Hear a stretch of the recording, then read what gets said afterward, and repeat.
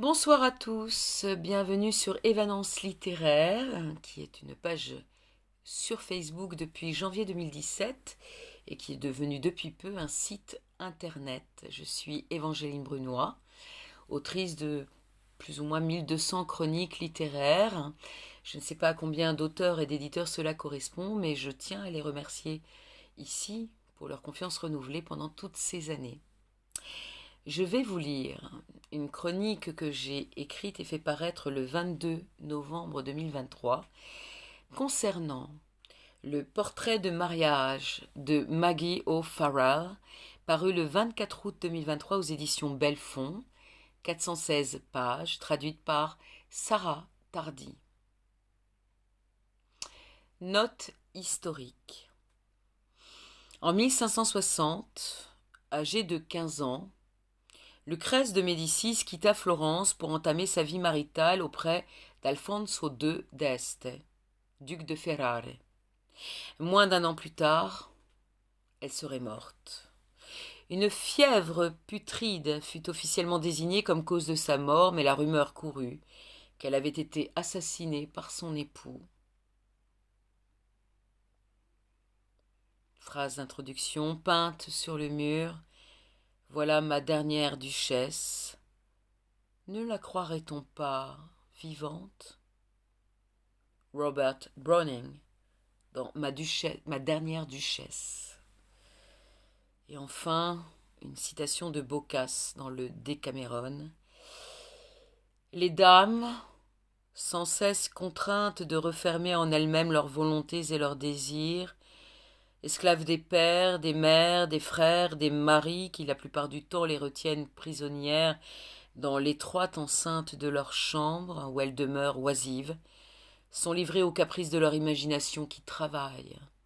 1000 pensées diverses les assiègent à la même heure.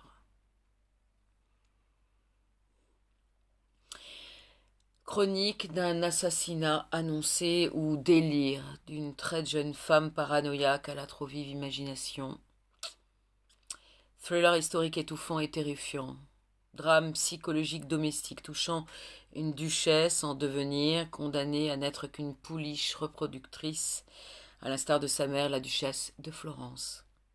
La moindre ombre, le plus petit craquement, l'infime détail anormal vous feront sursauter, frissonner, trembler, pour l'héroïne malgré elle de ce complot ourdi par un homme omnipotent, son époux de fraîche date, pervers, narcissique, obsédé par sa future progéniture.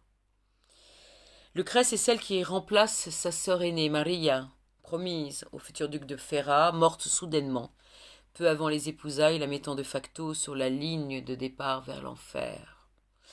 Une gamine vendue par ses parents, objet que l'on troque afin de nouer des alliances politiques. L'obéissance, humilité sont attendues de Lucrèce. Peine perdue. Elle porte en elle la liberté sauvage d'une tigresse, même enfermée dans une forteresse lugubre, même épiée nuit et jour, par des gardes et espionne à la solde du duc ou de ses sœurs ou des sœurs de ce dernier. L'enjeu est d'importance. Alfonso de Ferrare est dans une posture inconfortable, sa mère refusant de renier sa foi protestante, son pouvoir est sapé face à un pape exigeant l'obéissance des fidèles, même des plus célèbres. Un héritier renforcerait et installerait à jamais son pouvoir. Se marier avec une des filles de Éléonore de Médicis, la très féconde, serait un gage de réussite. En effet, Alphonse n'a jamais eu d'enfant jusque-là, pas un seul bâtard. Son inquiétude se transforme en rage, en fureur. Remettre en question sa propre fertilité n'est pas envisageable. Forcément, la faute repose sur les femmes, sur sa trop jeune et inexpérimentée épouse. Une gamine pourtant d'une grande maturité et endurance, habituée depuis son enfance à la solitude et à l'ostracisme. Mais cela sera-t-il suffisant pour lui sauver la vie? Bientôt Alfonso commande un portrait de mariage de Lucrèce. Avec l'arrivée du peintre et de ses assistants, entre un filet d'air, de liberté. J'admire profondément cette autrice qui réussit brillamment à recréer un décor, une ambiance, à nous plonger dans une atmosphère terrifiante et anxiogène. Malgré le soleil et la chaleur qui quelquefois plombent l'Italie, le tableau dépeint est crépusculaire, les ténèbres omniprésentes, la peur étouffante. Un récit situé à la Renaissance, pourtant d'une actualité sidérante. Malheureusement, les violences faites aux femmes sont toujours assénées selon un mode opératoire reconnaissable. Les notes finales sont essentielles, apportant un éclairage encore plus lugubre sur le sort qui attendit les femmes de la maison Médicis. Le plus insupportable étant la complicité et la participation de certaines d'entre elles à la destruction de leurs consoeurs, de leurs filles.